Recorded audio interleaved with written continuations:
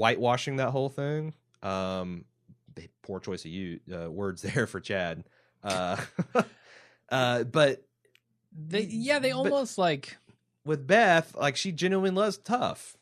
I liked where she was going. I agree with that. Yeah, at the end, she understood what it would take to. She was tough in a way that got her killed. Certainly. And Tyrese was weak in a way that got him killed. Yes. He was not flexible enough for this world. Beth made the choice to go out. Yeah. Beth knew what was going to happen to her and said, it's better for me to go out here and take this horrible person with me. You know what? Then that's the thing. Like, Rick has made that decision multiple times, and just by the roll of the dice, he survived. Like when he pulled the gun on Nebraska. Many times has he's made the decision that no, fuck you, this is our stand. He just was able to survive. Yeah. Beth, the first time she tried to pull that, unfortunately, she rolled a 1 and completely failed. Yeah, definitely. Then while Maggie and Sasha are talking, Aaron walks up and introduces himself as a friend. He wants to talk to Rick. Somehow he knows Rick's name, which is very curious. Very curious. And on cue, the music box starts up. Mm-hmm. I liked Maggie and Sasha's reaction. Like, Maggie's like, how? And Sasha's like, why? And it was kind of like grimly humorous. I thought that was pretty funny. And the sky was beautiful. Yeah. Again, it was very much, the ark settling on Mount Sinai, and you got the dove coming with the branch and the rainbow. I mean, it didn't have a real. If they had a rainbow, that'd have been officially too fucking much. Sure. And when they're shooting kind of up at the sky past the music box, and the music box starts up, it's like, okay, well, this is another sign, right? This is us with the sign of the music box starting, looking up towards the heavens after this miraculous event just happened. I think that's a pretty good indication that they're trying to say the world is helping them out, God is helping them out, whatever you want. Yep. I just feel like it's a false flag. I think they're setting us up for more disappointment later down the road. And this whole group. Yeah, a lot of people, because we're talking about the coincidence of, and we haven't talked about this yet. On the Instant Cast, we talked about the coincidence of the tornado taking out the zombies. And a lot of people thought that, we didn't think that was possible for a tornado to do that. You and I live for most of our lives in Tornado Alley. Sure. Matt S. wrote in, and he said, I don't know if you've ever witnessed a tornado. I've seen them in person. He goes, I lived through one that hit the Montgomery Blue Ash area, which is where we're living now, just north of Cincinnati in 1999. It was a brutal F4, and it fucked shit up, but I was lucky it spared our house almost completely, but our neighbors weren't so lucky. Just across the street, the houses were torn apart. One of my neighbors had a really cool house with a sunken living room, and a giant branch from a beech tree was poking through the ceiling like fingers reaching in, but it didn't collapse the house. Others got almost completely demolished, but would have left one closet standing with clothes still on the hanger. All this is to say, it might be possible for the barn to stand. Weird shit happens with tornadoes. Oh, yeah. The zombie aftermath is cool, but the episode still sucked. I mean... Tornadoes will reach down out of the sky, pluck a house out, and just be done with that neighborhood. When I was 5, no other damage. A tornado came within a mile of my house, and all my only memory is being in my cousin's basement and thinking it was cool that I was like up at midnight, and it was scary, but it was also kind of cool. And as a 5-year-old, it's just adrenaline and kind of this new novel experience. Sure. But 2 tornadoes hit the Mooresville area, and I know this tornado in '99 because my in-laws lived this part of Ohio. And I remember driving through and looking at all the damage. So yeah, it's, if you're not familiar, and also I looked up, I was a little skeptical that like Virginia gets hit by a lot of tornadoes. Apparently they do. There's quite a few notable tornadoes that hit the area, and they do weird shit like that. This is an intensely localized phenomenon. Yeah. That can, one side of the street versus the other, one side of a riverbank or another, can be the difference between you being devastated or not. I didn't have a problem with that aspect of tornado. It's just when you add all the circumstances together, it's just like, some notable events in Breaking Bad or some notable events in Fargo. The coincidences, once they start piling up, starts to be too much for me. See, I don't honestly have a problem. This is not the biggest part of the problem with the episode. So no, it's not. And I don't even have any problem with this part of the episode, but because it's very clear that what they're saying is God intervened here. I think so. I don't think there's any other way to read this. I think the show is saying this was a miraculous event. Okay. I mean, between Gabriel celebrating and Maggie changing her tune at the end of this, I think it's the only way to read it. Okay. And so the problems I have with coincidence are the ones where that's not the case. Okay. So this was fine. No problem. That's it. That's the end of the episode. It sure is. We made it. All right, we have a sponsor this week, and that is Audible. Audible has, they're the audiobook company. They're the Amazon audiobook company. So 150,000. Too many. Audiobooks. Almost too many. More than you can listen to in a human lifetime. Yes. But that's a challenge. And more than you can read, too. They do the whisper sync thing, so like you can read it and listen to it. Sure. If you're an Amazon customer as well. Which that's the kind of the highlight of my thing, because I'm a busy dude, and I want to recommend a title. It's something I just started last week. It's The Final Empire, which is the first edition or first book of the Mistborn trilogy. Oh, yeah. It might be a quadrilogy, because I think he wrote a fourth book that's like a post-quel, but I'm not that far into the series.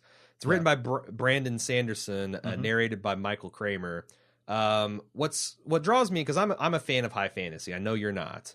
But what I particularly like about series are ones that have a rational or workable system of magic. Growing up, I was a huge fan of Saberhagen's Book of Swords series and Weiss and Hickman's Deathgate cycle.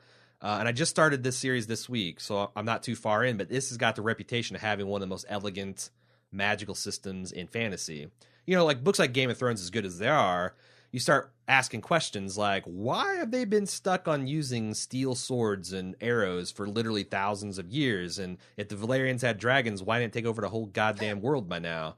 It seems like Sanderson, who's the author, wants to take these kinds of questions head on and take a more holistic approach to world building and give you in-universe answers for those questions of technological stasis and why magic works the way it does. And here's where Audible comes in, because I love to read, but I'm very busy. And I have a Kindle and the Kindle app on my phone. I take advantage just to read wherever and whenever I can. But Audible takes it to the next level because they integrate with the WhisperSync platform. What this means is, wherever you leave off reading, Audible can take over right there seamlessly, regardless of what device you're reading from or what device you're listening on. So I read an hour before I go to bed. Next morning, I wake up and Audible can read it to me while I'm in the shower or getting ready or driving in my car. When I'm back ready to read, I'm ready to go. It's just this self-perpetuating cycle, and it's the fastest, most entertaining way to mainline literature that I'm aware of. Yeah, that's a really good point. I'm actually kind of familiar with this series through a weird roundabout way. Into fantasy? Yeah, like I'm notoriously not into fantasy, but I have heard of Brandon Sanderson and I've heard of Mistborn because I listened to his podcast called Writing Excuses like years ago when he was just starting out with the first book.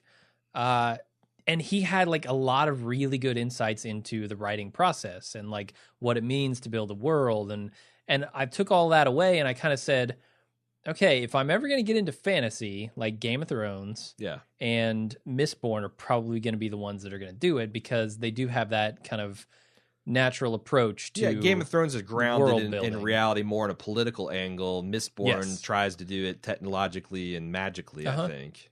And I really appreciate that. I think, if you were to go check out these books, maybe even if you're not a fan of the fantasy genre, that you would be more than happy with them. Yeah, it's like everything I've heard him say it was really impressed me on his podcast. Popular Mechanics meets Lord of the Rings. Okay, yeah. And that really appeals to me. So and you can get all of his books, the whole trilogy, the whole quadrilogy. Yep. At audiblepodcast.com/baldmove. You can get the first one for free. You can try it out.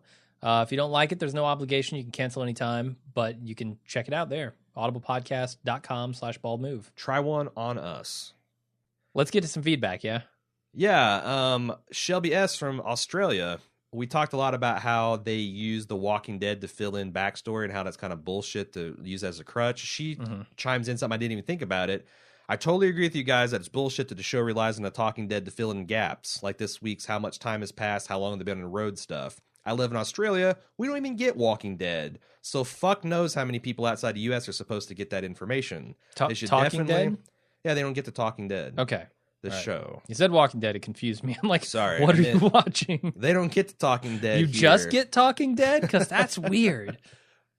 They should definitely explain that shit in the episode if it's important enough. I agree. Yeah. That's been my because I don't watch the Talking Dead, mostly because I'm doing other things when it's on, and I don't care enough. Like if something momentous happens, it's always on YouTube or someone mentions in the feedback, so it's not part of my viewing experience. Yeah, we're doing instant cast at the time. Yeah. So. But I just think it's enough already.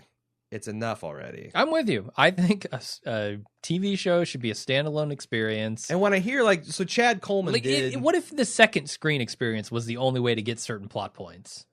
That would be fucked, right? I think so. What if I don't have an iPad? What if I don't have access to that? Like, I can't participate in the show proper? I mean, part of me wants to say that there is some innovative things they could be doing second screen experiences. Certainly. That once, like if you could guarantee 100% of your audience had access to that, you could do some really cool storytelling, interactive storytelling features.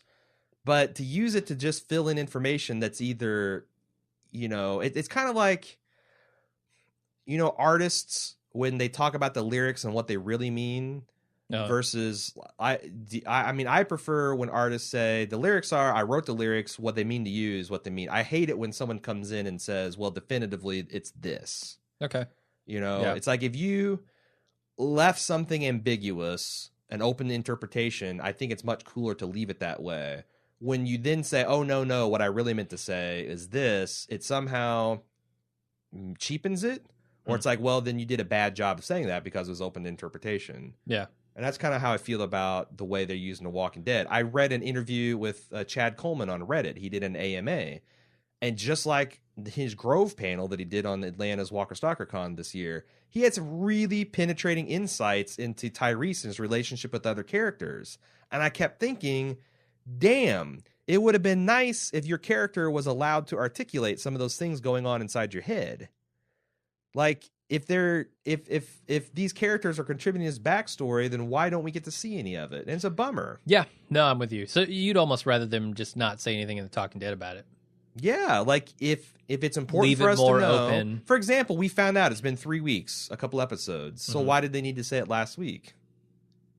And someone says, how much time has passed? Like, well, we'll have to find out. But if they say it, like, what the fuck? Yeah. Which, by the way, in the spoiler section, Robert Kirkman was just a giant dick to people regarding spoilers on Chris Hardwick's At Midnight show, and I'm really angry about it, and I want to talk about it. But all right, we'll talk about that. Sometimes I feel like this show trolls us as fans. Oh yeah, yeah. I don't think there is a zero amount of trolling coming from Robert Kirkman. Yeah, and potentially a lot of the other people making the show. And I sympathize with that because we do like to do we do things occasionally. But our shit doesn't hinge on a plot. No, it's like it's like side details where if you pick it up, it's great. If not, then you don't miss anything. Yeah. I don't know. And that's what the second screen experience or an after talk show should be, is the stuff that you don't need to get the episode. Mm-hmm.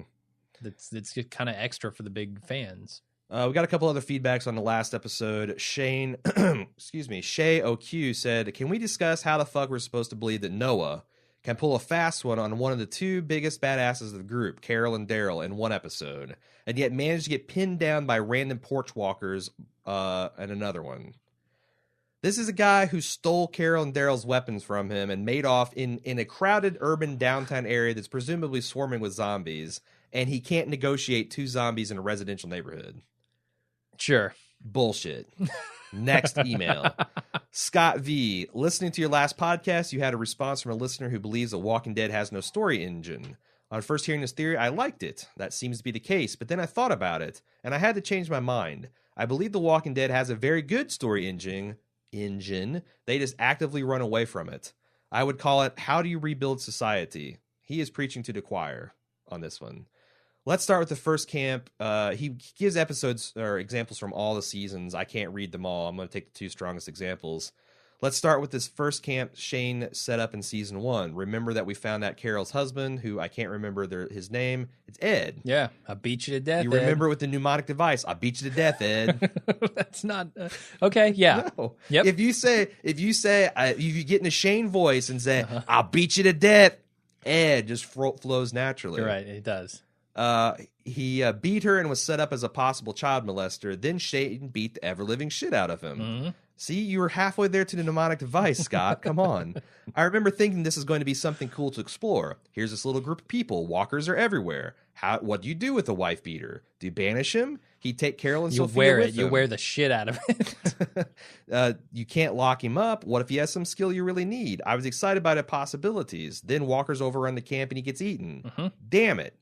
Rick steps down. He's going on to season 4. Rick has stepped down as the Rictator, and the group decides a council is the way to lead. Rick becomes a farmer. A flu starts killing people. 2 sick people are murdered. Rick figures out who did it. Now we're cooking. We have Carol trying to do good for the group by committing a quote-unquote bad act. We have Tyrese enraged that his lover is one of the sick people killed. We have many questions of punishment since he seems ready to execute whoever did this. We have Rick figured out and does an end run around the council and orders Carol, who's an asset to the group, to leave. I think Rick coming back after banishing Carol was the most excited I've ever been towards this show. I was salivating to see the confrontation between Rick and Daryl when Rick tells him that he decided to do this on his own. And what do we get? 15 fucking episodes about the goddamn governor. Damn it. Then when Rick finally tells Daryl, the fucking governor shows up at the tank. Damn it again. This show could ask questions through adversaries or groups' faces. Terminus seemed like it could use more exploration. These people were treated horrifically and become something horrific in return. But they would let people join them under certain circumstances. So let's see this process. They didn't explore any of that society, messed up as it was. I can't believe we lost no one to that place. We should have been there long enough to eat the food and be disgusted by it. Terminus should have cost us at least 2 lives, in my opinion. Instead, it just became these guys who are hunting us. It's kill or be killed yet again.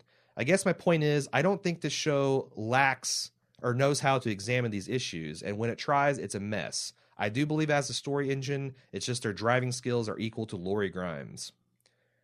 I like this take a lot. Yeah, that's fairly compelling. You're right. The interesting thing is about what society looks like, what civilization, not like Joe and his pack of outlaws. They're clearly uncivilized. But what does a society look like in this world? And he's right. This show has been running from it for 5 seasons and counting. But it doesn't feel like they're necessarily running from it. To me, it feels like they're just executing it at a very poor level. Like, they're asking a lot of these questions. They're seeing how these experiences are changing the people within the group and how, the world kind of from that angle is changing these people. But they're not trying to reestablish anything yet. I wonder if it's just a case of they want this thing to go on for 12 seasons and they don't want to run out of those questions. They don't want to run out of those potential answers. And that's causing them to just kind of repeat the same themes over and over again. Yeah. I feel like they have in their head just this massive, like, Simpsons long series where Rick has a 90-year-old beard and a 50-year-old face. And they just can't get that out of their head, and so they're stalling. Huh. I don't know. I think they're right. They didn't have to deal with the full-blown society, but some of these questions that have come up would be interesting to explore. And yeah, especially that Terminus one with cannibalism. Yeah, how does that look? How do you become like that? How does it look like to be inside that group? We got to. Does it change you if you're already a part of it unknowingly? Kind of what's the honestly, like Craven is that? Yeah. What's that movie where Guy Pearce is up in the snow? Oh, Ravenous. Yeah. That's a cool examination of that too. I like that a lot. And Anthony Hopkins is in that, and it's very cool. And I feel like they had a chance to do a very Ravenous-esque sort of thing. It's like the vampire / werewolf take on the Walking Dead Terminus plotline, but yeah. Oh, okay. Yeah. But no, I mean, I think there's ways they could have addressed some of these things and real serious moral quandaries, but it's so black and white. Yeah. Like, I think the thing with Ed was a good point. Like, what do you do when you have a psychopathic asshole, but he's an indispensable member of the group? With Shane, Shane became that guy. He did, yeah. And you had to kill him and move on. But, like, it was never much shades of gray. It was always him being just like good guy Shane or bad guy Shane. There was never kind of like a fully integrated. Anyway, that's seasons long gone. I like this email anyway. Yeah, no, I like the email a lot, and it gives you a lot to consider. Mark S. said, "Hey boys, I'm at a toy fair in New York City. I'm in the industry, the toy industry, I believe, And I see lots of Walking Dead merchandise around, but I thought you guys might enjoy seeing this. And he sent us a picture of a kiosk of the Walking Dead pet collection. If you want your dog to have a vest with tracker wings on it, you can buy that. If you want your dog to have a messenger bag with Rick's badge on it, you can buy that. If you want your dog to have a zombie with detachable Velcro legs and arms that he can rip apart, that is something you can buy according to this image. Yeah, the pet line is very serious. It's got the governor that your pet can tear into and tear the squeaker out of. I condone that. To me, I like the I like the tracker, the winged vest. Yeah. That would be cute on like a dachshund or something. If you're going to put a shirt on your dog, and I don't endorse that. And then eat them. But if you're going to, it could get worse. Yeah. Than this. You could do worse. And then you need the big floppy Daryl hair wig to put on him. And a necklace of squirrels. Squirrel ears. Squirrel ears. I honestly, I don't even know if they have went crazy and started putting ears of walkers around his neck? Man. That was season 2. Yes. Just watched it. Season 2 is bad news. Nick G, our soldier on the inside from Fort Riley, Kansas. If you recall from the preview cast, he reserved us an Apache for the apocalypse. Oh, yeah. He says, I'm going to send a proper photo of one of my Apaches with your actual logo. It'll be forthcoming. Maybe you can put it up in the background of your studio. Cheers. Nick, I will guarantee a placement of honor in a studio if that is something you do. That would be fucking rad. That sounds amazing. That would be cool. Yeah, I was blown away by the picture on Twitter. So a logo on government property. God. Yeah, my tax dollars at work. God bless you. In the tornado generating zombie sparing sense of the word. Just try not to get like court-martialed for vandalism or some shit. And hopefully I don't want the FBI/CIA/NCIS or whatever showing up at my door. I can spare that. NCIS. Yeah, I don't want some goth girl showing up at my door. Some 45-year-old goth girl. Yeah, or Ice-T. Get him out of here. Ice-T. I don't think that's NCIS. No, it's not. I couldn't swear on CSI. Yeah. Is it? I think so. I thought he was like Ice Cube. Is it Ice Cube or Ice T? It's Ice T, but I think he's in the Law and Order like SVU. Those shows are all the same. That's Who true. gives a fuck? That's true. All right. One's on CBS and the others are on NBC. Get it straight. Ashley H said, "You guys spoke about the imagery of things transforming like a cocoon and cicada shell, which we didn't really talk about in this episode. No, not really. But we talked about it on an instant cast."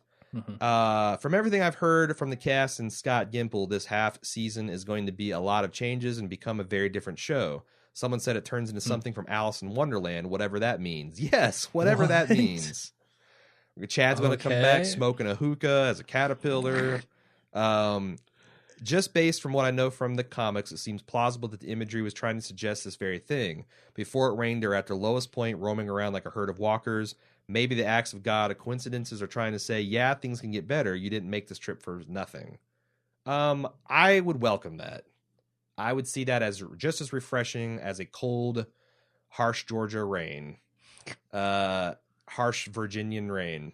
As far as Sasha goes, I think it was a deliberate choice to have her do the things that Tyrese was doing. She said twice now that she's not her brother, but here she is doing the same damn things he did last season. Hulking out on walkers, nearly getting everyone killed. I don't think Michonne would have had a problem knocking her out, but she did just lose her brother and a boyfriend.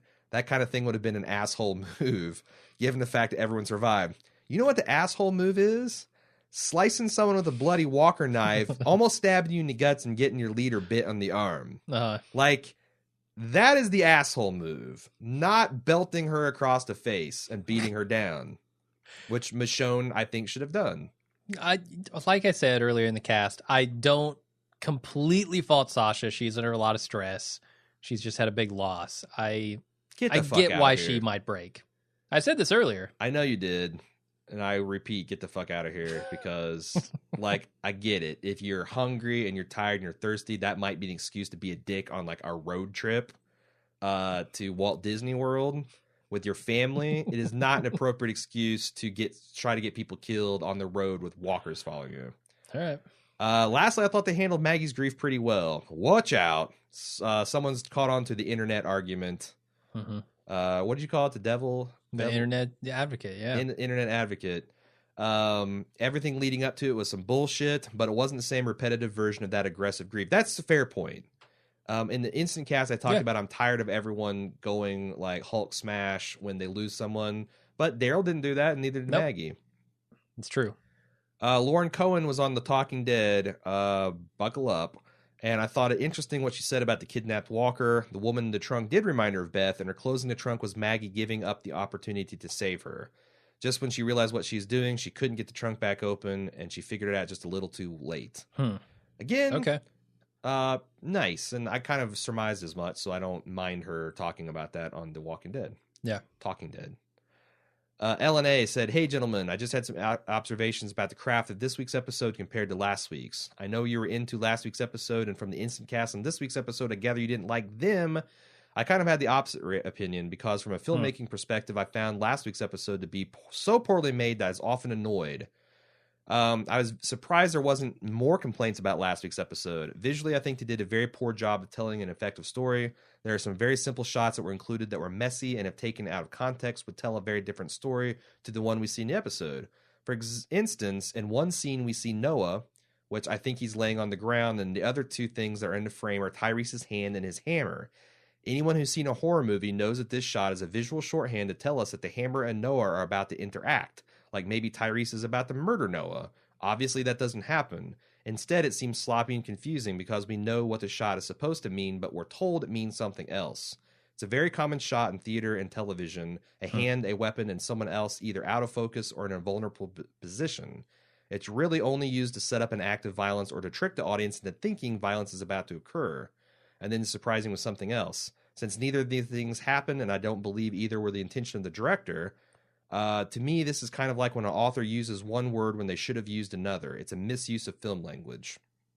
Okay. Do you think that's a fair criticism? That I didn't notice it at the time, but it might have been like I remember there's this one thing where someone did a takedown of the car chase sequence in The Dark Knight and outlined all of the visual storytelling rules that Christopher Nolan broke, which made him feel distracted and took him out of the scene.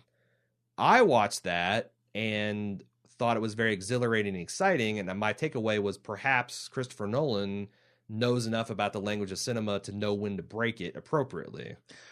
I think maybe Greg Nicotero, who is let's call a spade. He's a rookie director. Sure. Maybe he is more prone to misuse this stuff.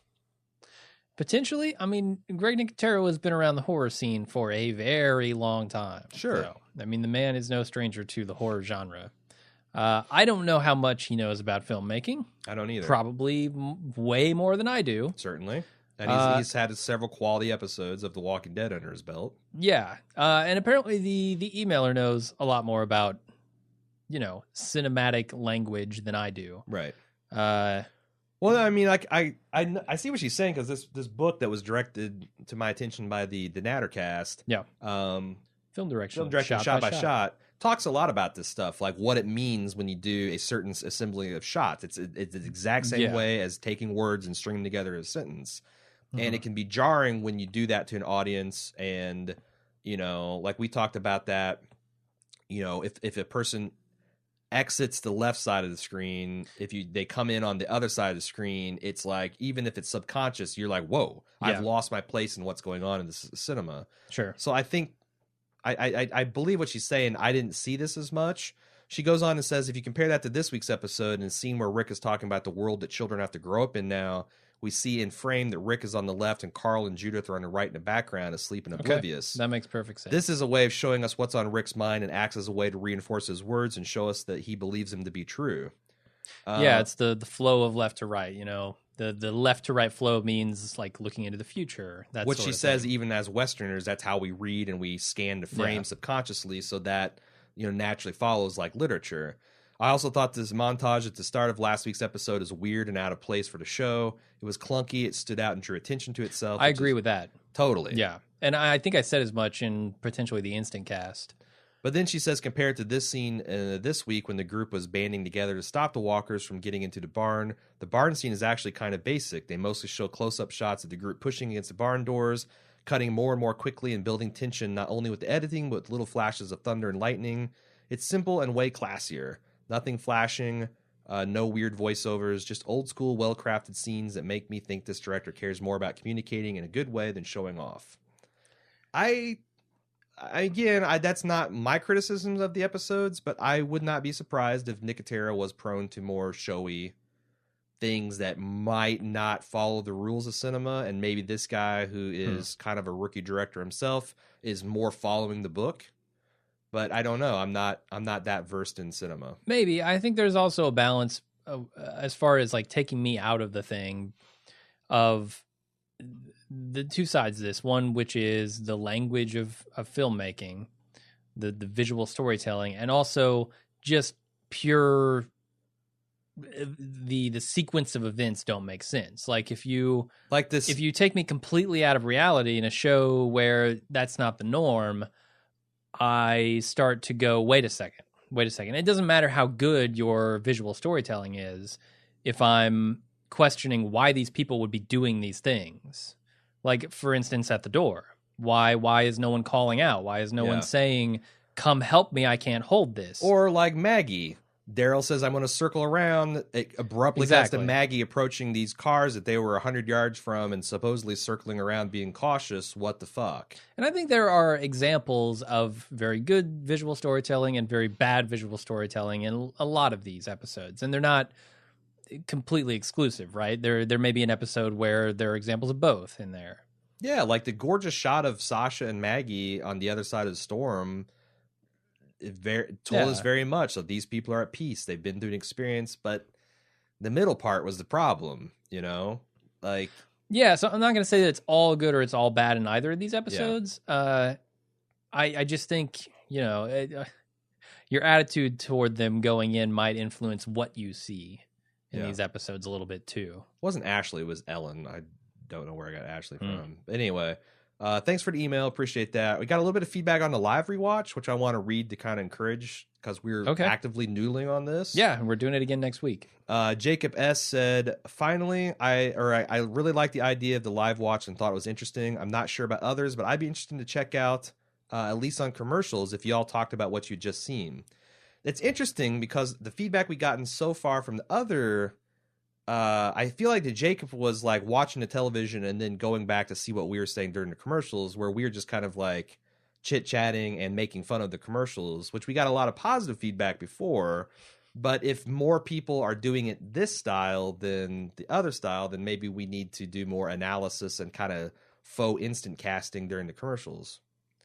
Yeah, it's tough because, I mean, so the way we pictured the instant cast, or not the instant cast, the live watch, I think is kind of just our very initial reactions, you know, even more than the instant cast. You're going to hear us going, oh no, don't do that. Yeah, that's a you're terrible sitting idea. On the couch I can't believe they just did this. Why are they doing that?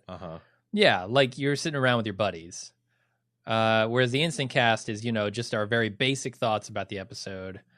So the commercials are going to be, I don't know, us just kind of having fun and riffing during the episode. More so than even the instant cast. Right on. So you had another one. At least that's how I play it. I mean, if people want something different, I guess we could try to tailor it a little more to what people want. But honestly, it's still an experiment right now. We're still not something we're super confident in the format of. Yeah. So we'll see how it goes. Corey J said, I was a fan of the live stream. Thanks for putting it up after the fact for people to watch too. You guys started off a little slow, but it really picked up in the second half. I would say not to worry too much about ruining the instant cast by talking too much, which you guys question in the podcast. Yeah. The instant cast is a totally different animal. It's basically you guys summarizing your thoughts, and yes, a little bit of that will carry over, just like it will on the regular cast. The great thing about the live stream was the jokes and seeing you guys cringe in real time. It was awesome. This episode sucked. Okay, well, thank you for saying it was awesome. That's the thing, right? It's more like a riff tracks. It's more like an MST 3K almost. That kind of attitude. I think it'll be different for different shows. Like, you know, We can't do these for every show, obviously, because then we would literally have no life, even worse than we are now. But we're trying to do like one a week, and probably our big tentpole shows. Like I imagine we're going to do this for Game of Thrones. Sure. You know, and definitely some of the times where we're just doing 1 or 2 shows a week, it might be easier to do that. But and some shows are going to fit the format better than others. Like, you know, Walking Dead's a more loose something to be fun, and we can kind of like josh around a joke. I don't know if that works for like Game of Thrones or like a Mad Men, where it might just be more of us, you know, questioning what we're seeing and reacting naturally. I don't know. I don't know. Just we got this idea because that was one thing that people put on the feedback forum we requested last year, that some ideas for new features, and people like, we'd really like to watch the show with you. So we're like, fuck it, we'll try it. Yeah. Josh P said, Jim mentioned that this episode reminded him of the Bachman Stephen King's book, The Long Walk. You might find it interesting that in season 1, the season 1 showrunner Frank Darabont holds the movie rights to said books. No. That would be... God, he should make those. Dude, Frank Darabont crushes Stephen King. Yeah. And him doing A Long Walk would be amazing. I find that entirely interesting, Josh. Can we get a Kickstarter together? Yes. Something. Let's talk with Frank. Can we throw a couple million francs way and say, do this, man? But only if we can collect the money in francs. Like I want the actual Deutschmarks. Yes, Frank? I want the francs are the French, franc right? currency. I don't know, but I want the francs, and I want to give them to Frank, and he can make that book. All right. Into a movie. Melissa said, I think this episode was about hitting rock bottom. It showed the group starting to actually live with the idea of a world with no hope at all. The Maggie scene with the trunk I saw as another means of showing the world as a place with no mercy, filled with nothing but dead people and evil people. She is questioning the worth of living, and that was just adding to her questioning. I disagree that everyone is acting violently in their grief when clearly Maggie and Daryl are not. Fair point. They're both internalizing and being internally consumed. I think that these coincidences and quote-unquote acts of God are the way to show that where there is life, there is still hope, whether that's belief in God like Gabriel, or just the universe trying to right a wrong, or however anyone might describe it. The episode for me was simply put, rock bottom, then hopelessness versus finding hope.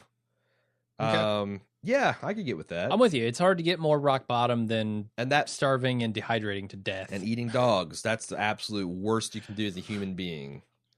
Worst you can All right, get. You're probably going to upset many people in many cultures, but... but no, maybe we'll look back and this will be the turning point in the series to more hopeful. I seriously doubt it. I think we are headed for same here. Disappointment if we are thinking this will be a happy ending. Yeah, don't ever think that this is going to be, you know, the Wizard of Oz and Dorothy's going to wake back up in the farm. Nope. Tornadoes or no. Dan P said, 20 minutes in this episode, I pushed pause in the DVR and see the episode is almost half over, and expecting to see if the episode is half over, only to learn that I had 40 minutes left. Ugh. It's taken 4.5 seasons, but I'm now realized the only good episodes are the ones in which we either meet new enemies, defeat a group of enemies, or lose a character from the main group. I find myself wanting to drop out of the show in the middle of each season, only to be dragged back in by the good season finale or season premiere. They really need to figure out how to keep the middle of seasons interesting, and this episode is a huge drop-off from last week. I don't know if anyone has mentioned it after all this time, but maybe it's not a best idea to have a fire in a barn, much less one where the slats are at least an inch apart and you can see right through it. It was established in the first episode to keep the lights off. So what does this bunch do? Actually signaling they have a port in the storm. Fair criticism. Light up a fire, that's a walker beacon for miles around. Sure. Yeah. So Bartosz D has a question about Maggie, and he says, what's next for her? Will we go back to the all is good behavior after what we've seen in the last 2 episodes? I'm afraid this will be the case. From my experience watching a lot of TV, this is a way a poor/average television show works. Something horrible happens to a character. He or she is shown to be affected by this tragedy. On the next episode, everything is okay, and we continue on our story. We all know this is not how real life works, and the best shows know how to do this. He gives examples from Breaking Bad and others, which I'm not going to belabor because spoilers. He goes, sometimes these things are really hard to watch, but it's also the really good television and really true to real life. What do you guys think? Will we see more of Maggie disturbed and upset by Beth's death, or have we seen enough and it's time to move on to the Aaron storyline? I'm torn on this one because I'm ready for them to move on, as I said. Yeah, I mean, if he's asking me what I think they will do, I'm torn. If he's asking me what I think I want them to do, yeah, I want them to move on from Maggie's storyline because if they want to dwell on grief, I would like to see that dwelling take place in the form of Daryl. That's fine. He's a much stronger character. If they're wanting to wallow, I don't really want to see Maggie. And Sasha kind of annoyed me with her reaction to her brother's death as well. Sure. And at the same time, there are characters in this show who have fundamentally changed in good ways. We mentioned Daryl. We mentioned Rick. I think those have been very natural progressions. Carol. They can do it. Mm-hmm. They can do it, but they haven't shown any confidence inspiring stuff with Maggie. Yeah, as far as I'm concerned, they had a lot of change with her and Glenn's relationship. Sure, I thought that was all good, but it has been downhill since season 3. I'm ready for them to move on from that. Real quick before the end, we talked a little bit about the Aaron Moses biblical stuff. Christina was one of the ones who wrote us in about that. Said, I'm not too familiar with the Bible, but after a quick Google search, I found from Exodus. So the frogs will come up upon you and your people and all your servants. Then the Lord said to Moses, saying to Aaron, stretch out your hand and your staff over the rivers, over the streams, and over the pools, and make frogs come forth upon the land of Egypt. So Aaron stretched over his hand over the waters of Egypt, and frogs came forth and covered the land. It's sort of a coincidence, given the frogs in the riverbed, and the camera lingers over, and then our new character, the LL Bean model Aaron. Mm-hmm. I don't know if it's a coincidence. I think it's a deliberate mythologizing. Yep, I think you were onto something. Okay. I'm on to another fifth of whiskey in between here in the spoiler section. Is that all the feedback? That's all we got. Okay. If you'd like to give us more, then you can do so at watchingdead@baldmove.com on our forums, which are going to be going down for maintenance for like 24 hours. So they'll be back till next week. Forums.baldmove.com, on Facebook.com/baldmove. I apologize. I haven't been as active on these as I usually have. I've been in gyms even worse than I have. We've been working very hard on getting some of this behind-the-scenes technology for Club Bald Move going. Yeah, so much stuff to do. And it's also, I haven't figured out how to interact with the new Live Watch versus interacting on the forums and stuff as much. And plus, we're just super busy with podcasts. Like, shit, we did 7 podcasts last week. Yeah, and we're ignoring some podcasts that we really need to get done. We've got some commissions that are stacking up that we're hoping to get back to. So yeah, good news is Breaking Good has its last week this week. That'll give us some relief. Plus, we're not, we did the instant cast and the double cast for Better Call Saul. We might have done 8 last week, honestly. It's something insane, yeah. But yeah, we'll be getting back to normal levels of participation. I'm trying to keep up with my email. If I don't read it, I'm trying to give. And it's a substantive email. I'm trying to get back to you guys, but I also got into Destiny last week, and that really fucked me Yeah, too. No shit. That is a bitch, man. It got its teeth into me, and then I ran right in. I got that for Christmas. Yep. And me and my boy were having fun playing, and then this torrent of awesome television happened. And I'm watching so much more than I'm talking about. Sure. Like, I'm hoping to get with Shane Bowman and Cecily to talk about Banshee this week. I'm watching Downton Abbey, which is having one of its best seasons, most entertaining seasons ever. Parks and Rec came back. Always Sunny came back. Archer's come back. Like, all I fucking do is podcast and watch television. That's how you know I'm really, really busy with other stuff. I haven't seen the latest episode of It's Always Sunny, which is an all-time classic. You're behind. I'm 2 episodes behind, and I own it on Amazon Prime. Listen to us complain about making a living from watching television. I know, assholes. Boo-hoo. Assholes we are. All right, that's it. Thanks everybody for listening. No, spoilers. We're gonna have a spoiler section after the music if you're interested in that sort of shit. Yes. And if not, we will see you next week right after the episode. Actually, we'll see you next week during the episode. Tune in for that live watch. Live watch, 9 p.m. Eastern. And also, if you can't watch it live, the great thing is it's there. It is there. And Archives. on your watching on the Central Time, if you're doing a second watching, queue it up. Get synchronized with their visual sync technology, and hopefully you'll have a good time. Sounds good. Thanks everybody for listening. We'll see you next time. Until then, I'm Jim. I'm Aaron. See ya.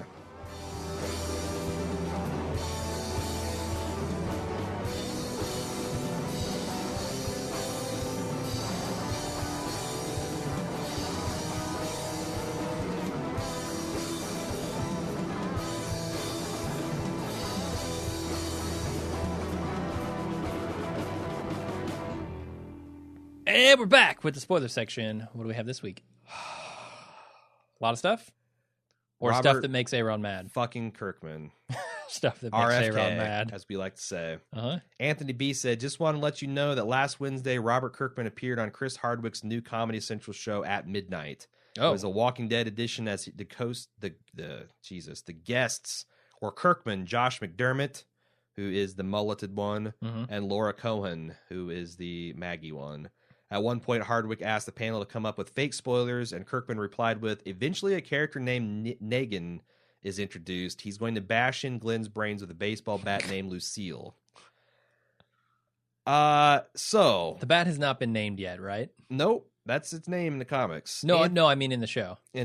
No, of course. No name for it yet. Anthony B. continues, now since Kirkman is just blurting out an actual major Megaton comic spoiler in a TV show, I think it's safe to say that this exact incident will not happen on the show and that we will get another Kirkman remix once Negan is ultimately introduced. Personally, I'm disappointed by this, as what makes Glenn's sudden and grisly death in the comics so shocking and dramatic is his deep connection to Maggie. No other couple in that show has this much of a mutual history. If they do remix it, that incident with other characters, I'm afraid it won't come off near as powerful. I got another thing. Kirkman, what the fuck? Number one, that is a massive comic spoiler. One of the few times I was genuinely shocked and angry when I read The Walking Dead. Okay. Because you get kind of like built into the rhythms of the show, of the comic, just like you do in the show, and you kind of have emotional armor about who's at risk and who's not. It was shocking when Negan did that. Secondly, so you're trolling people that haven't read the comic book. You're trolling comic book fans because you're basically saying one of these things we've been looking forward to is just not going to happen. Or if it happens, you're spoiling the shit out of your own show and you're fucking over comic fans. This is a middle finger to the fans. I've been saying it all along. This guy's a fucking asshole. He's a troll. And that's fine. If he has fuck you money and he wants to forever burn the bridge that is his trust with the audience, sure. Just say fuck you, troll the audience, and see what happens. Like, I'm trying to... Go live on a private island and do your thing like Notch does and be okay with that. I don't think you can care more about something than the creators do. And in the best television... like the Breaking Bads of the world, like, you know, the original Lord of the Rings trilogy. I felt like, if anything, the people making it cared even more than I did about the goddamn show. Okay, yeah. Kirkman, I just feel like, yeah, he's got his fuck you money, but, you know, the comic fans got him here. The television show got him even further. I have a big problem with him being this cavalier about it. I don't, because I don't have any huge investment in, like... Oh, I'm a big fan of the comics. But as a creator with a relationship with of some sort with a fan base, I would never do what he's doing. Certainly. This is just beyond the pale. Even if I had fuck you money, which I don't think I would just be this like, all you little people that have made my life awesome, here's what I think about you. Yeah, no, I totally... I think it's a dick move, but you know, if that's what he wants to do, he's been kind of combatant with people on his like talkbacks, which is his like letter column in The Walking Dead. But this was just like, when I found this out, I was shocked. I was shocked and dismayed that, you know, something that I give a lot of care and attention to, probably more than it deserves, is I question what is his relationship with this property. And like now it's like this remix stuff just seems like it's, I don't know. I don't know how you get a straight answer. Like if you were to point blank ask him to his face, are you doing this as a troll? He might just troll you again. Well, and that's the other thing is like Chris, I don't know how to read asking this. for fake spoilers is the opportunity to come up with something funny. Yes. And he manages to do something petty and mean-spirited, in my opinion. And that funny says a in lot his head, but yeah, what does that say about what he's thinking? Yeah, funny in the kind of same way as like funny, knocking amusing books to out of him. a kid's hands. You know? Yes, very amusing to him and potentially really mean to other people. I don't know. Honestly, I don't care. Like, I'm not that invested in the show to where like because I already know a whole bunch of spoilers and like this isn't going to spoil me. I knew that Glenn but this died. Is some kind of double reverse fuck you spoiler because now it's like if he doesn't do it. Yeah, like if either way, if it's this bad. is a fake spoiler, then all these months we've been talking about Negan and how they're going to play it, and if John Hamm would be a good one, or if the guy that played Al Capone, Stephen Graham, would be a good one. The fucking ex-soccer player Sphinx from Vinny Jones, Vinny Jones. If and how they're going to do grabbing, all that stuff that we've actually cared about and thought about. Fuck you, it's not going to happen. Yeah. And if it turns into a remix where now it's like some guy named Began beats Daryl to death with a crowbar, it's like you didn't change enough the details to make that matter, asshole. Like I just don't get very this up in guy. arms about this stuff. Yes. I don't care so much. Yes, I don't like a person that has. I just don't like a person that seems like he doesn't give a shit. Like George Lucas. I always believe he gave a shit about Star Wars. He just was wrong about why it's popular. And I kind of thought that Kirkman was in that category. He's a man that made a very popular thing. Like, for example, I don't know why the bald move is popular. We talk about this all the time. I don't understand why people like us so much. Yeah. So if I was to take this thing into some other arena and try make to it duplicate again, what modest success we've had. It's dumb luck whether it would happen or not. So I sympathize with guys like Lucas. Like, I had lightning in a bottle. I'm going to try to rebottle new lightning, and it blows up in my face because I didn't really understand why people liked it. Kirkman is on the other spectrum. He just doesn't give a shit. I think his lightning storm is just so big that he at some point doesn't turns care. into a zombie tornado and pretty much, yeah. Maybe he'll just take out. I don't know. I guess I need to move on, but he just needs to buy one of the 50 state shaped Dubai islands that they're constructing and be done with it. Go to his indoor desert skiing resort and be happy. Can we talk about the Walker cut on Abraham? Yeah. Is this a spoiler? Because I don't know anything about this. So, in part of the Negan storyline that we're not going to see apparently, Negan gets a brilliant idea to like make poison arrowheads because one of the big plot lines is they've run out of bullets. Okay. So they're using spears and arrows and shit, which is a great way to kind of show like civilization rebooting. He has a brilliant idea of smearing that with walker guts. So you've got this demoralizing thing that even it's like, oh, well, we didn't lose anybody. They're all flesh wounds. But then these people turn into walkers behind safe zones and it's very demoralizing. It's a good idea. That's out the window. Like if Abraham doesn't die, which he might, I don't know. It could turn into a plot point. But if Abraham doesn't die, that's all. And they do that later. I'm stopping watching the show. I will still do the podcast. I'll watch the previews and the previously ons, and what a great podcast. I'll give it as much emotional investment as Kirkman does himself. But if they pull that like they can't do that now, right? Yeah. She stuck this blade in Walker's and then fucking scratched him. That is more egregious than them kind of abandoning some of the Walker Bible principles. This kind of happened with Shane in season 2, and there was a lot of talk about, well, it's a different knife, or he switched to a different knife, and like we kind of was bullshit, but at least they like, oh, we fucked up. This was, I can't explain it. What if it happens and they come out again and say, oh, we fucked up again? They've got new showrunners, new writers. Watching the show. Oh, I hear they're rebooting it with a maybe I can hop onto that show. You have to find you and Jason C will have to get together. But you said you're not stopping the podcast, so you're going to continue to do. So you're going to rely on me for. No, I think I can wing it. Oh God, I'm going to Robert Kirkman it. I don't think you can. I'm going to Robert Kirkman the cast. You're right, because I care too much. All right, okay. Louis O. My big question is, I thought that. Shit, what am I talking about here? I thought that Daryl was a fantastic tracker. Aaron, who appears in the end, whether he is really Aaron from Alexandria or not, has been following them for a while. I feel like I kind of should explain who Aaron is, but on the other hand, if you're listening to this, you're probably familiar with the comics and you know who he is. So he's a scout. Is he some kind of scout for Alexandria? His assignment is that they have these skirmishers that set out miles and miles away, and it's brilliant. And they observe groups, and they see, does this group have children? how do they treat the weaker members of the thing? How do they talk to each other? How do they react to certain situations? And they're kind of like weeding out the governors from the Ricks. And when they make contact with you, that's when they've kind of decided that you are enough to be trusted to make contact and brought into the civilization. Oh, so he has potentially been stalking these guys for a while, and which that's what the water's all about. And that's how he knows, and maybe that's one of the tests, like how do you treat this water? Okay.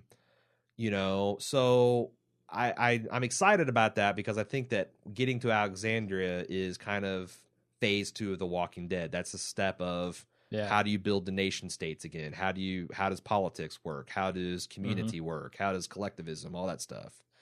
But he says, how does Daryl allow this to go unnoticed? In the comics, there is no Daryl, so I can understand the oversight. But Daryl motherfucking Dixon, what will happen next? Maybe Rick will miss a walker's head from 5 feet and hit its shoulder instead? Oh, wait. That's a fair point. I'm with you. I am with you. Like, I never thought that Aaron was that big of a backwoods ranger in the comics. Maybe he was, and I just missed it all this time. But if he's got close enough to know Rick's name, it seems like Daryl would have had some kind of sense that they were being watched. Yeah, probably. Sia wrote in and said, love your Titanium, by the way. A banging track, that.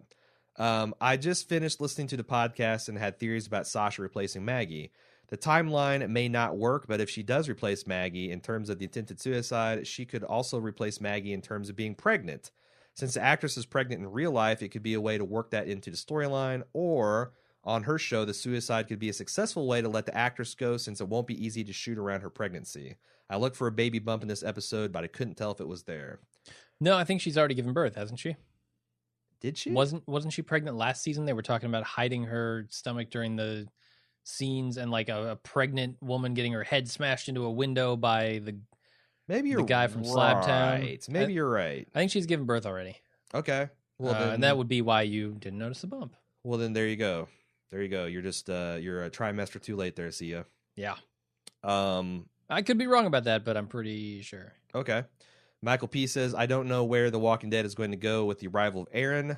That said, Kirkman just cannot follow the fucking comic book. For all I know, Aaron is really the governor reborn. Just before he was killed, Philip Blake warged into a bird, then into a hedgehog, then into Chad Coleman's dick, and finally into Topher Grace impersonator. Which, okay. He is a little Topher Grace, isn't he?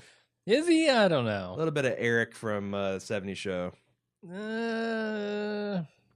He doesn't really look like him. I don't know. I got a whiff of Topher from you. Really? You didn't think he looked like him? Nah, not so much. All right.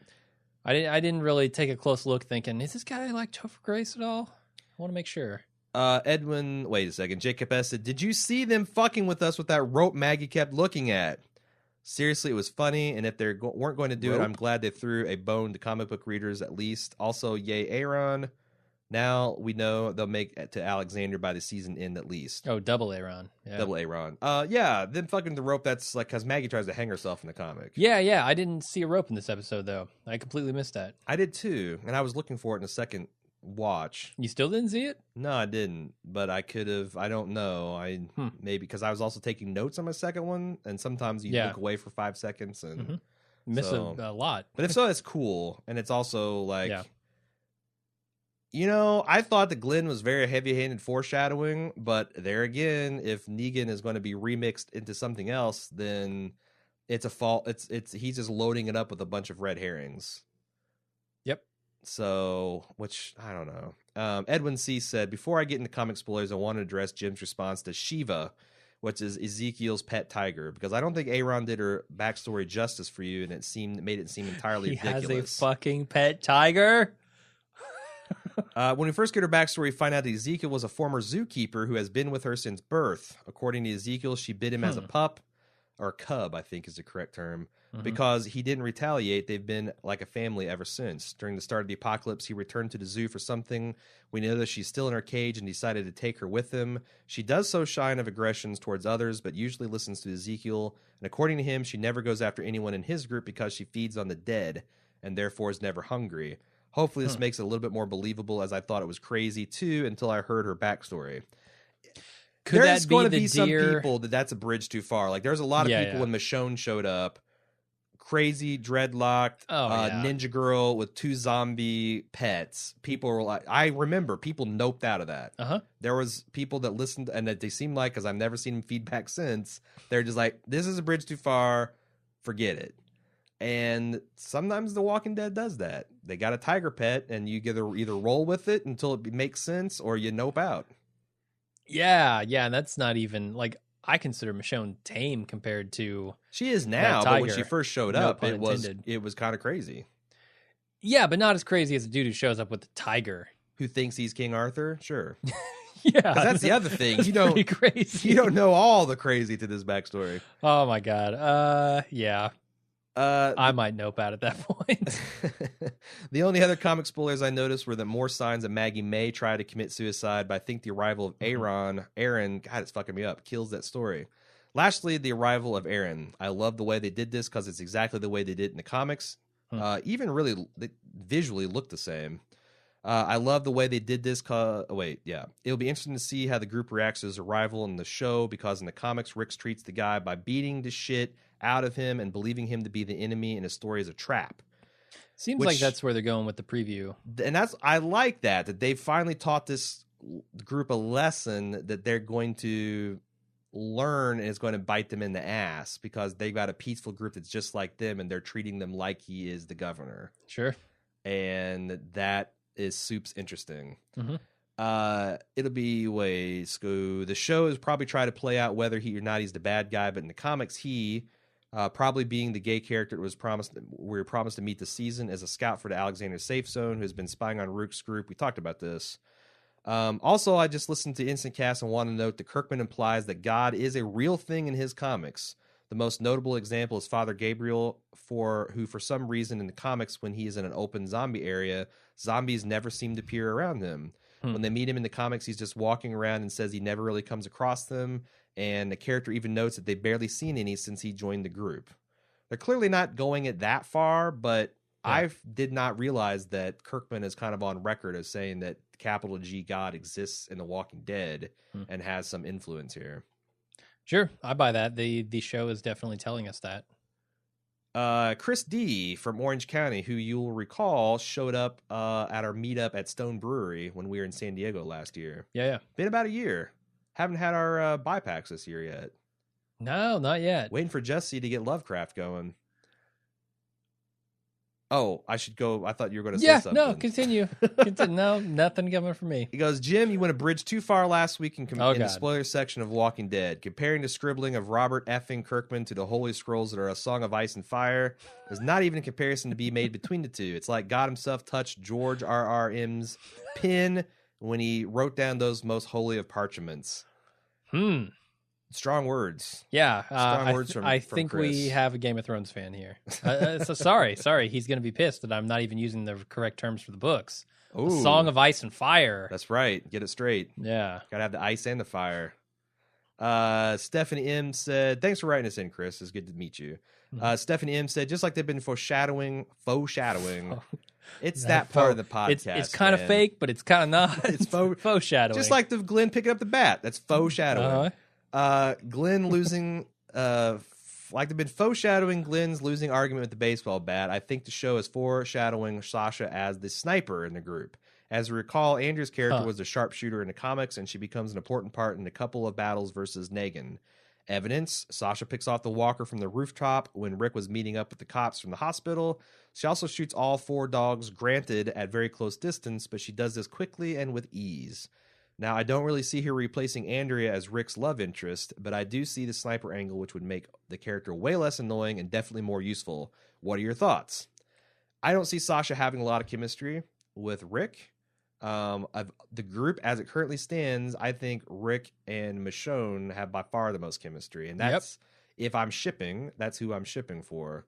But yeah, Sasha, if she was like a weapons specialist and moved into that role, that would make her almost immediately less annoying. Sure. So you have Maggie hang herself. You have Sasha be the sniper. You have Michonne be Rick's love interest, and you kind of cover all those bases, right? Do you? The only thing is having Andrea, the sharpshooter, be Rick's love interest does set up for some very tense things that happens in some of these battles. Okay. Whereas it's not going to be as personally... But that's the thing. I don't think Rick Kirkman thinks of this when he does his fucking remixes. Yeah. Like, you know, to the extent that he's just kind of swapping musical chairs, it's like...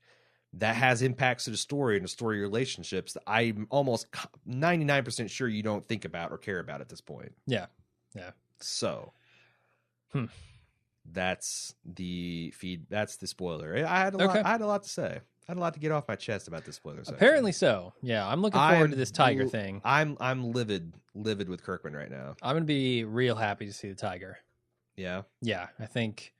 You know, I've been properly prepared for the tiger. If AMC ponies up for the budget for a live tiger and to have it in like a regular recurring feature in an episode, a little bit of respect, sure. Or even like just a beautiful CG tiger. A beautiful, glorious CG tiger. They'll do Game of Thrones where they'll take like house cats and they'll scale them up to tiger size. All right. I mean, it works for them. Why not? Just like a tabby. Just scale it up. Get one of those like Bengal tiger house cats that are like super fucking expensive and to scale that fucker up. All right. Boom. Get a bobcat. That sounds horrible. I'd rather have a CG tiger. You get a white cat and you dye it orange and black with stripes and you blow that up. Okay. Perfect. There you go. That's it. A real life tiger would be pretty amazing on a basic cable show. I agree. Yeah. And I think the show needs to get ballsy. I think it needs to go crazy. I think it needs to do something. I'm fine with that. If they run this thing completely off the track, do it. Go for it. Yeah. Because it might hook me. It might just be the thing that hooks me. If you can't do like really solid, proper drama and storytelling, go Gonzo. Yeah. It's the Banshee formula. It's the 80s B movie formula, man. Just hook me with that. It's Fast and Furious. It's increasingly everything that Liam Neeson's doing. It's like just if you can't sell the plot and characters, go balls out on action. Yeah. Just don't be fucking boring. Sure. All right. I feel like we are getting into the territory of being boring at the end of this. Yes. So let's move on. We're out. Thanks everybody. We're gonna do this again next week. So that's a threat. And a promise. A little bit of both. Yep. Thanks for listening. See you next time. Bye-bye.